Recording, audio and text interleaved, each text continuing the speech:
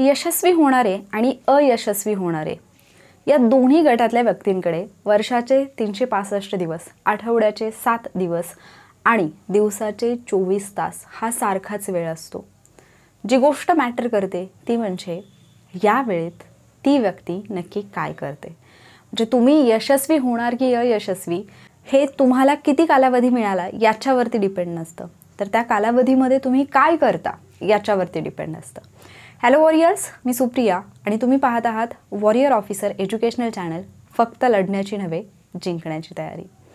आजच्या व्हिडिओमध्ये मी अभ्यासाला नव्याने सुरुवात केल्यानंतर जे प्रॉब्लेम्स तुम्ही फेस करता किंवा बरेचसे वॉरियर्स असे आहेत ज्यांना नव्याने अभ्यासाला सुरुवात करायची, पण एक्झॅक्टली कुठून सुरुवात करायची, एक्झॅक्टली काय वाचायचं, बेसिक्स म्हणजे काय असतं, किंवा प्रश्नपत्रिका सोडवा असं सगळेजण सांगतात, मग सुरुवातीलाच प्रश्नपत्रिका सोडवायच्या का, किंवा त्या एक्झॅक्टली कुठल्या स्टेजला सोडवायच्या, या सगळ्या गोष्टींबद्दल डिस्कस करणार आहे.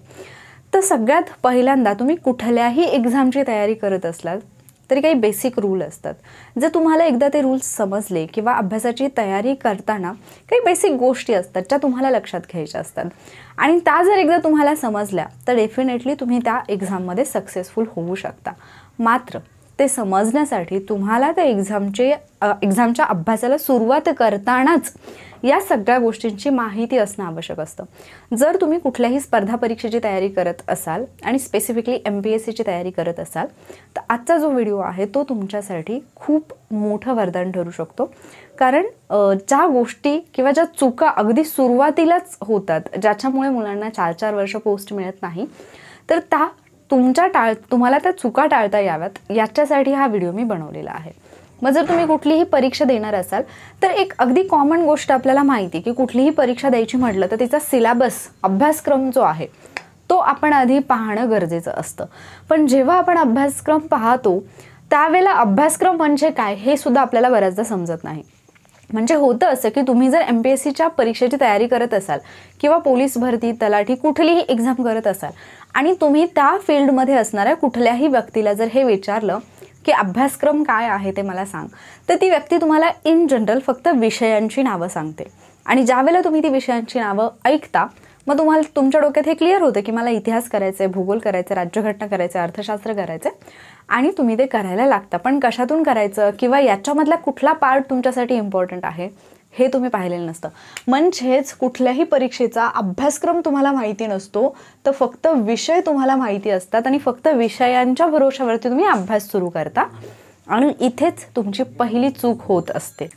मग ही चूक होऊ नये म्हणून तुम्हाला काय करायचं आहे, इतर कोणालाही अभ्यासक्रम विचारण्याऐवजी ज्या परीक्षेची तुम्ही तयारी करत आहात त्या परीक्षेचा जो ऑफिशियल अभ्यासक्रम असतो, जसं की तुम्ही MPSCची करत असाल तर तुम्हाला MPSCच्या वेबसाईटवरती MPSCमधली कुठलीही एक्झाम तुम्ही देणार असाल, जसं की राज्यसेवा आहे, कंबाईन आहे, ग्रुप C आहे, टेक्निकलच्या एक्झाम्स आहेत, तर याच्यापैकी कुठली एक्झाम तुम्ही देणार आहात त्या एक्झामचा एक्झॅक्टली जो सिलेबस आहे तो तुम्हाला डाउनलोड करून घ्यायचा आहे आणि त्या सिलेबसवरून तुम्हाला नजर फिरवायची आहे. किंवा मी तर तुम्हाला सजेस्ट करेन की तो सिलेबस तुम्हाला स्वतःच्या हस्ताक्षरामध्ये लिहून काढायचा आहे आणि तो तुम्हाला जेव्हा पण तुम्ही अभ्यासाला बसाल त्यावेळेला प्रत्येक वेळी तो सिलेबस तुम्हाला सोबत ठेवायचा आहे.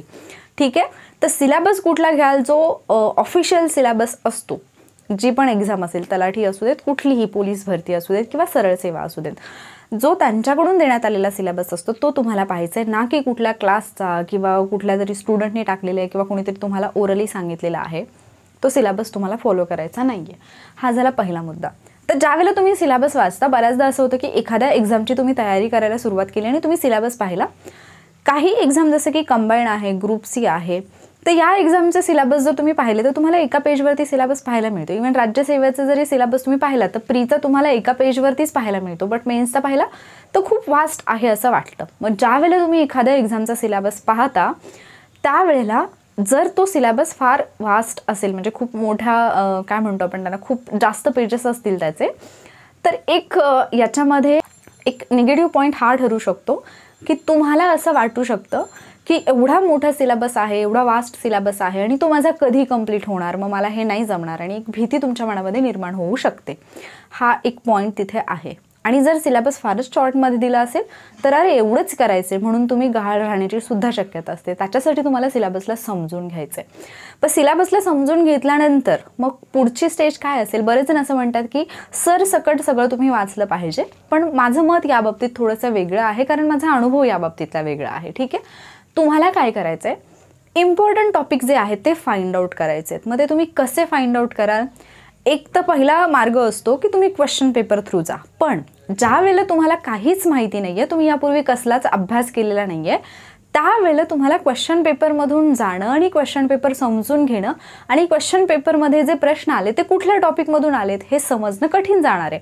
अर्थातच तुम्ही एखादा टॉपिक कधीच वाचलेला नाही आणि जर तुम्ही क्वेश्चन पेपर घेऊन बसलात आणि तुम्ही जर टॉपिक शोधायला लागलात तर हा प्रश्न कुठल्या टॉपिकमधला आहे हे फाइंड आउट करणं तुम्हाला फार कठीण जाणार आहे आणि ती एक वेळखाऊ पद्धतसुद्धा असेल. मग याच्यासाठी तुम्ही काय करू शकता, तर इम्पॉर्टंट टॉपिकच्या काही लिस्ट तुम्हाला मिळतात ज्या की टॉपरनी प्रोव्हाइड केलेल्या असतात. किंवा वॉरियर ऑफिसरवरती सुद्धा मी ग्रुप बी आणि ग्रुप सीसाठी इम्पॉर्टंट टॉपिक जे आहेत प्री एक्झामसाठी तर त्याचे व्हिडिओज ऑलरेडी अपलोड केलेले आहेत सब्जेक्ट वाईज. म्हणजे मॅथ्स रिझनिंगसाठी कुठले इम्पॉर्टंट टॉपिक आहेत, हिस्ट्रीसाठी कुठले आहेत, जॉग्रफीसाठी कुठले आहेत. मग आता हे जे इम्पॉर्टंट टॉपिक असतात ते कशाच्या आधारावरती दिलेले असतात? प्रिव्हियस इयर क्वेश्चन पेपरमध्ये कुठल्या टॉपिकला आयोगाने जास्त वेटेज दिलेलं आहे. म्हणजे तुम्ही 10वी-12वीमध्ये अभ्यास करताना ही गोष्ट तुमच्या लक्षात आली असेल की ज्यावेळेला तुम्ही अभ्यास करता त्यावेळेला तुमचे शिक्षक जे आहे ते तुम्हाला एक अभ्यासक्रमाची संरचना देतात ज्याच्यामध्ये तुम्हाला सांगितलं जातं की या टॉपिकवरती किती प्रश्न येऊ शकतात, या टॉपिकवरती किती येऊ शकतात. टॉपिकचं वेटेज तुम्हाला दिलेलं असतं. MPSC आपल्याला कुठल्याही टॉपिकचं कसलंही वेटेज देत नसते. मात्र अभ्यासातून तुम्हाला ॲटलिस्ट इतकं कळू शकतं की असा कुठला टॉपिक आहे की ज्याच्यावरती जास्तीत जास्त प्रश्न विचारले जातात आणि ज्याच्यावरती प्रत्येक वर्षी प्रश्न विचारला गेलेला आहे. आणि मग सुरुवातीला तुम्हाला तेच टॉपिक करायचे आहेत. त्याचं रिझन म्हणजे जर तुम्ही सरसकट बुक करायला घेतलं तर पहिली गोष्ट तुम्हाला त्याच्यामध्ये बिलकुल इंटरेस्ट वाटणार नाही किंवा ते पुढे जाऊन बोरिंग वाटण्याची शक्यता आहे. ज्यावेळेला तुम्ही काही इम्पॉर्टंट टॉपिक घेता आणि ते रीड करता, समजून घेता आणि मग ज्यावेळेला तुम्ही प्रश्न पाहता आणि जर त्या प्रश्नाची उत्तरं तुम्हाला आली तर तुमचा त्या टॉपिकमधला इंटरेस्ट वाढायला लागतो. त्याचबरोबर त्या सब्जेक्टमधला इंटरेस्ट वाढतो आणि सगळ्यात महत्त्वाची गोष्ट म्हणजे तुमचा कॉन्फिडन्स बिल्ड होतो की हां मला येतंय. तुम्ही गिवअप करण्याचा विचार करत नाही. ठीक आहे, त्याच्यामुळे तुम्ही काय कराल, पहिल्यांदा इम्पॉर्टंट टॉपिकची लिस्ट घ्याल. मग आता इम्पॉर्टंट टॉपिकची लिस्ट घेतल्यानंतर लगेचच तुम्ही असं करणार का की चला आता पॉलिटिक्स आलं आणि मला कोणीतरी सांगितलं की एम लक्ष्मीकांत वाचायचं म्हणून जाऊन लगेच एम लक्ष्मीकांत घ्यायचं का? अजिबात नाही. पहिल्यांदा बेसिक्स क्लिअर करून घ्यायचं. आता बेसिक म्हणजे काय आणि बेसिक कसं क्लिअर करायचं याच्या बाबतीत खूप सगळे कन्फ्युजन नवीन येणाऱ्या विद्यार्थ्यांच्या मनामध्ये असतात. मग याच्यासाठी बेसिक्स म्हणजे काय हा एक व्हिडिओ मी वॉरियर ऑफिसरवरती अपलोड केला होता. तो व्हिडिओ तुम्ही पाहून घ्या. त्याच्यामध्ये मी अगदी स्पष्टपणे मेन्शन केलेलं आहे की बेसिकमध्ये तुम्हाला काय करायचं. बरं, बेसिक का करायचं असतं किंवा स्टेट बोर्ड का करायचं असतं, तर एखादी कन्सेप्ट तुम्ही अवघड भाषेमध्ये वाचणं आणि तीच कन्सेप्ट तुम्ही सोप्या भाषेमध्ये वाचणं तर याच्यामध्ये तुमच्या अंडरस्टँडिंगमध्ये, कॉम्प्रिहेन्शनमध्ये फरक पडतो आणि अर्थात इंटरेस्टमध्ये आणि तुमच्या कॉन्फिडन्समध्ये सुद्धा या गोष्टी मॅटर करतात. मग ज्यावेळेला तुम्ही ती गोष्ट म्हणजे उदाहरणार्थ भारताचा जो काही इतिहास आहे तो इतिहास वाचताना 1857चा उठाव तुम्ही डिरेक्टली रेफरन्स बुकमधून वाचत आहात आणि तोच तुम्ही 8वीच्या पुस्तकामध्ये वाचत आहात तर तुमचा त्या टॉपिककडे पाहण्याचा दृष्टिकोन बदलतो. कारण जेव्हा तुम्ही रेफरन्स बुक वापरत असता तेव्हा रेफरन्स बुकमध्ये तुम्हाला तो टॉपिक नाही म्हटलं तरी त्याची लँग्वेज थोडीशी क्लिष्ट आणि अवघड वाटते, जी समजण्यासाठी अवघड असते आणि मग त्यामुळे कुठेतरी तो सब्जेक्ट आपल्याला अवघड वाटायला लागतो आणि त्याच्यामधला इंटरेस्ट कमी होत जातो आणि मग पुढे जाऊन आपल्याला असं वाटतं की हा सब्जेक्ट माझ्यासाठी नाहीच आहे किंवा हा सब्जेक्ट मला अवघड जातो. पण जर समजा त्या टॉपिकवरचं किंवा त्या सब्जेक्टचं जर तुम्ही स्टेट बोर्ड वाचलेलं असेल तर त्या टॉपिकमधला इंटरेस्ट तुमचा बिल्ड होतो. दुसरी गोष्ट, स्टेट बोर्डमध्ये वेगवेगळी चित्र दिलेली असतात आणि आपण कितीही मोठे झालो तरी आपल्याला गोष्टी, चित्र हे सगळं पाहायला आवडत असतं आणि त्याच्यामुळे आपल्या कन्सेप्ट क्लिअर होत असतात. त्यामुळे तुम्हाला काय करायचं आहे, स्टेट बोर्डमधून करायचं. मग ते कसं कराल तुम्ही इम्पॉर्टंट टॉपिक काढलेत.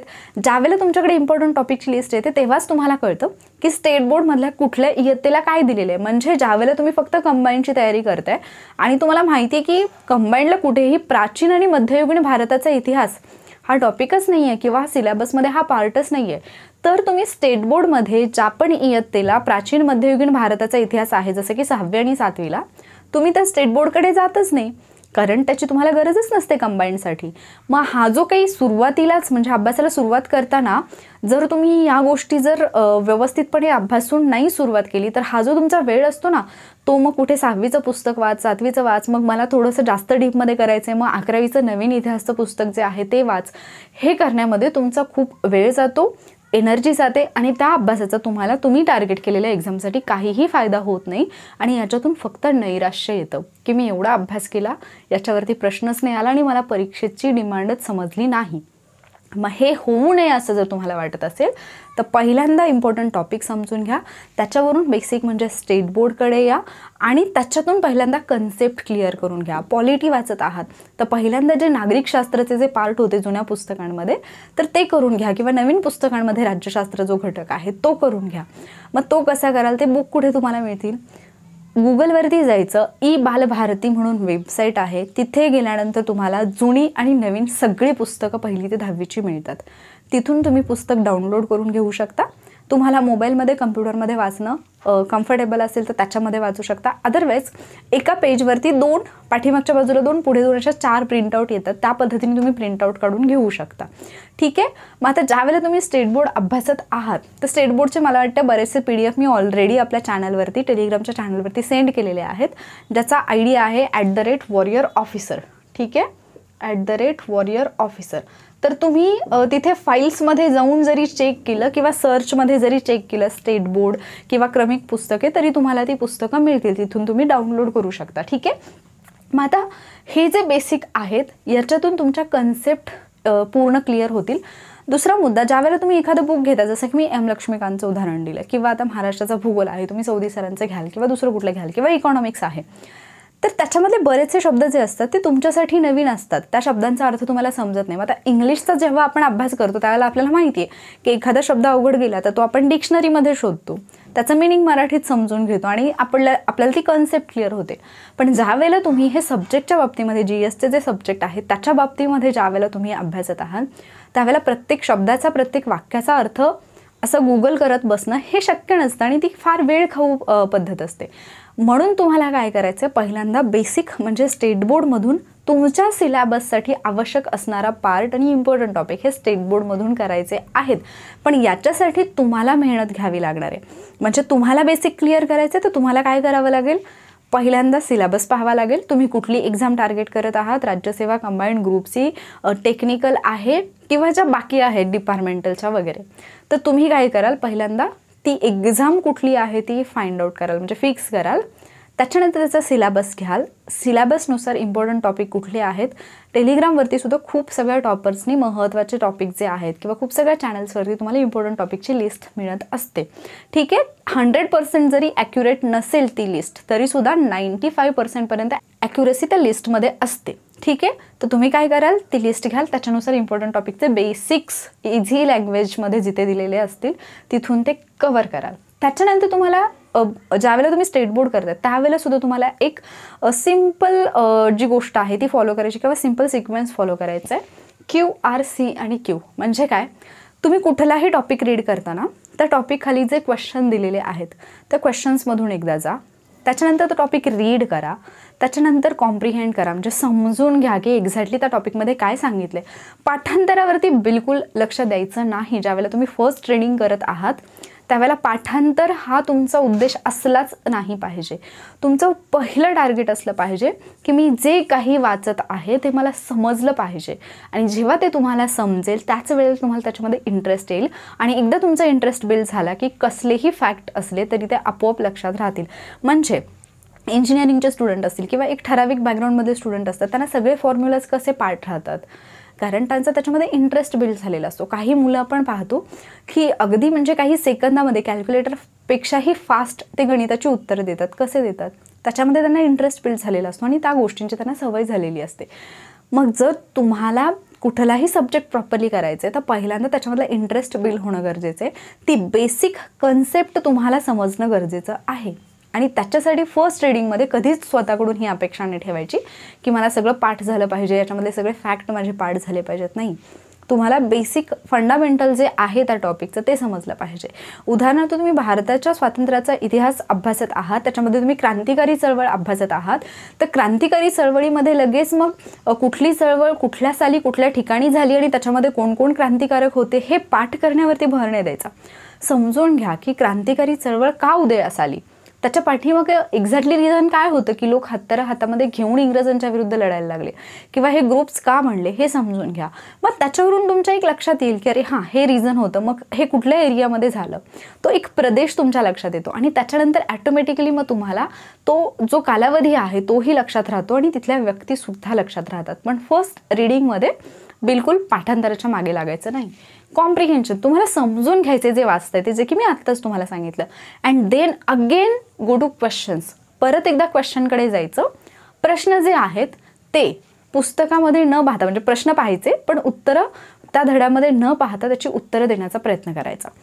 म्हणजे काय, त्याच्या खाली कुठलाही प्रश्न असला, स्टेट बोर्डमध्ये जे प्रश्न असतात ते एका वाक्यात उत्तरे द्या किंवा मग कारणे द्या, कोण कोण असं म्हणाले, जोड्या लावा, असे प्रश्न असतात. ठीक आहे, तर तुम्हाला काय करायचे, त्या प्रकारचे सगळे प्रश्न सोडवायचे. असं बिलकुल नाही म्हणायचं की 3 ते 4 वाक्यात उत्तरे लिहा, हा तर माझ्या एक्झामचा पार्टच नाही आहे आणि मग मी का 3 ते 4 वाक्यात उत्तरं देऊ. नाही, तुम्हाला तो टॉपिक, ती कन्सेप्ट, तो धडा किती समजलाय हे जर तुम्हाला समजून घ्यायचं असेल तर तुम्हाला काय करावं लागेल, त्याच्या खालचे जे प्रश्न आहेत ते सॉल्व करावे लागतील. आणि मग जर समजा त्याच्यातून काही प्रश्नांची उत्तरं तुम्हाला नाही आली तर मग तुम्ही सगळे प्रश्न सोडवून झाल्यानंतर ज्याची उत्तर आली नाही त्याच्यासाठी परत एकदा बुकमध्ये जा, त्या धड्यामध्ये जा आणि फाइंड आउट करा. याने तुमचं बेसिक एकदम पक्क होऊन जाईल. याने तुमचं बेसिक्स एकदम पक्क होऊन जाईल. आणि मग बेसिक पक्क झालं की मग तिथून पुढे तुम्ही रेफरन्स बुक असेल किंवा कितीही टफ लँग्वेजमधले बुक्स असले तरीसुद्धा ते वाचायला, समजून घ्यायला आणि त्याच्यावरची प्रश्न उत्तरं देण्यासाठी तयार झालेले असतात. ठीक आहे, त्याच्यानंतर तुम्ही रेफरन्स बुककडे याल. रेफरन्स बुक घेताना मार्केटमध्ये चर्चा चालू आहे किंवा मार्केटमध्ये हे बुक फारच चालू आहे म्हणून कुठलंही बुक विकत घेऊ नका. कारण मार्केटमध्ये जे पण बुक्स येतात किंवा ज्यांची पण विक्री जास्त होते त्याचं एक बेसिक फंडामेंटल असतं, त्यांची मार्केटिंग स्ट्रॅटेजी असते. जी स्ट्रॅटेजी तुम्हाला ते बुक खरेदी करण्यासाठी भाग पडत असते. पण तुम्हाला कुठलं बुक जास्त चालते किंवा कुठल्या बुकच्या मागे मुलं वेडी आहेत हे नाही पाहिजे. तुम्हाला हे पाहिजे की कुठलं बुक आहे जे तुम्हाला जास्त आउटपुट देते, कुठल्या बुकची प्रोडक्टिव्हिटी जास्त आहे, याच्यावरती तुम्हाला फोकस करायचा. आणि मग हे तुम्हाला कसं कळेल, स्टँडर्ड रेफरन्स बुक्स कुठून मिळतात तुम्हाला, जे टॉपर्स आहेत त्यांनी बुकलिस्ट सजेस्ट केलेली असते आणि तुम्ही मागचे 4-5 वर्षांचे टॉपर्स जे आहेत त्यांच्या बुकलिस्ट फाइंड आउट करा. तुमच्या लक्षात येईल की ऑलमोस्ट त्यांनी जी बुकलिस्ट दिलेली असते त्याच्यामध्ये 90% बुकची नावं जी असतात ती सेमच असतात. त्यांनी सेमच बुक्स जे असतात ते यूज केलेले असतात. मग त्याच्यातून तुम्हाला ज्या बुकची लँग्वेज तुम्हाला इझी वाटते ते बुक तुम्ही घेऊ शकता. म्हणजे असं नाही की आधीच तुम्ही पाहिलं पाहिजे. अगदी तुम्ही दुकानात गेलात आणि तिथल्या तिथे जरी तुम्ही दोन्ही प्रकाशांची वेगवेगळी बुक आहेत त्याच्यामध्ये काही एखादं पेज किंवा एखादा पॅरा वाचून पाहिलं तरी तुमच्या लक्षात येते की कुठल्या बुकची लँग्वेज इझी आहे आणि त्याच्यानुसार तुम्ही ते घेऊ शकता. ठीक आहे, त्याच्यानंतर यायचं PYQकडे. म्हणजे पहिल्यांदा तुम्ही काय केलं, सिलेबस पाहिला, इम्पॉर्टंट टॉपिक पाहिले. मग इम्पॉर्टंट टॉपिक पाहिले, मग काही टॉपिक असे असतात ना की जे इम्पॉर्टंट टॉपिकमध्ये दिलेले नसतात पण त्याच्यावरती आयोगाने प्रश्न विचारले असतात, ते तुम्हाला पुढे जाऊन करायचेत. पण सुरुवातीला आपल्याला या एक्झामच्या दिशेने जाताना आपला इंटरेस्ट बिल्ड होणं, आपल्याला त्या एक्झामचं नेचर समजणं, आपल्याला आउटपुट जास्त आलं पाहिजे, या गोष्टीच्या दृष्टीने काम करायचं आहे. म्हणून आपण सुरुवातीलाच भरमसाठ सगळं काही करत बसणार नाही आहोत. ठीक आहे, मग रेफरन्स बुक घेतलं. त्याच्यानंतर जेव्हा रेफरन्स बुक तुमचे रीड करून होतात, फर्स्ट रीडिंग करा. सेकंड रीडिंगच्या वेळेला तुम्ही नोट्स बनवू शकता, पण फर्स्ट रीडिंगच्या वेळेला फक्त समजून घेण्यावरती भर द्या. सेकंड रीडिंगला तुम्ही नोट्स बनवू शकता आणि थर्ड रीडिंगला परत काही पॉईंट राहिलेत का हे तुम्ही चेक करू शकता. त्याच्यानंतर PYQकडे या, म्हणजेच previous year questions. Previous year question सोडवले की तुम्हाला आयोगाला नक्की काय अपेक्षित आहे, प्रश्न कसे विचारले जातात, अभ्यास कुठल्या दिशेने केला पाहिजे, कुठल्या टॉपिकमधला कुठला पार्ट आहे जो की फार इम्पॉर्टंट आहे, पुस्तक वाचताना एक्झॅक्टली कुठल्या पद्धतीने आपण वाचायला पाहिजे हे सगळं समजतं. आणि म्हणून तुम्हाला प्रिव्हियस इयर क्वेश्चन्स त्यावेळेला पाहायचे आहेत. तुम्ही ज्यावेळेला रीडिंग करत आहात रेफरन्स बुक त्यावेळीसुद्धा प्रिव्हियस इयर क्वेश्चन्स घेऊ शकता. म्हणजेच फर्स्ट रीडिंग झाल्यानंतर सेकंड रीडिंगला जेव्हा तुम्ही नोट्स बनवणार आहात तर नोट्स बनवण्यासाठी जे तुमचं सेकंड रीडिंग होणार आहे त्याच्यापूर्वी तुम्ही PYQ जरी पाहिले तरी चालू शकतं, कारण मग त्याच्यातून तुम्हाला आयडिया येईल की कुठला इम्पॉर्टंट पार्ट आहे आणि त्याच पार्टच्या तुम्ही नोट्स बनवू शकता. ठीक आहे. मग प्रिव्हियस इयर क्वेश्चनचे ज्यावेळेला तुम्ही प्रॅक्टिस करता तर तुम्हाला सगळं एक्झामचं नेचर वगैरे सगळं काही समजतं आणि आपल्या चुका कुठे होऊ शकतात हेही समजतं. आणि त्याच्यानंतर मग येते टेस्टची स्टेज, ज्यावेळेला तुम्हाला टेस्ट सिरीज जी आहे ती जॉईन करायची आहे एक्झामच्या पूर्वी आणि टेस्ट सोडवण्याची प्रॅक्टिस करायची आहे. पण याच्यामध्ये पण जे प्रिव्हियस इयर क्वेश्चन पेपर्स असतात ते बेस्ट असतात, ते तुम्हाला जास्तीचं आउटपुट देतात. म्हणजे टेस्ट पेपरपेक्षाही प्रिव्हियस इयर क्वेश्चन पेपर जर तुम्हाला सॉल्व करता आले आणि त्याचं ॲनालिसिस जर डीपमध्ये करता आलं तर तुमचा खूप मोठा सिलेबस जो आहे तो तिथे कवर होत असतो. कारण जेवढे पण प्रश्न येतात त्याच्यातले 50%हून जास्त प्रश्न हे प्रिव्हियस इयर क्वेश्चनच्या रेफरन्समधूनच आलेले असतात. पण ज्याने प्रिव्हियस इयर क्वेश्चन पेपरचं ॲनालिसिस व्यवस्थित आणि डीपमध्ये केलेलं आहे त्यालाच ते समजतं की हा प्रश्न कुठल्या प्रश्नाच्या रेफरन्समधून आलेला आहे. अदरवाईज मग ज्यांनी केलेलं नाही त्या लोकांना असंच वाटतं की प्रिव्हियस इयर क्वेश्चनचा काहीही फायदा नाही. ठीक आहे. म्हणजे questions as it is repeat तर होतातच, पण म्हणजे सगळे नाही होत, काही प्रमाणात होतात, पण बरेचसे क्वेश्चन असे असतात जे प्रिव्हियस इयर क्वेश्चन्सच्या रेफरन्समधून आलेले असतात, जे तुम्हाला व्यवस्थितपणे जर तुम्हाला ॲनालिसिस करता आलं तर ते क्वेश्चन्स तुम्हाला सॉल्व्ह करता येतात. ठीक आहे. सो जे पण नव्याने अभ्यासाला सुरुवात करत आहेत त्यांनी काय करायचं आहे, या ज्या स्टेज मी तुम्हाला सांगितलेल्या आहेत त्या फॉलो करायच्या आहेत.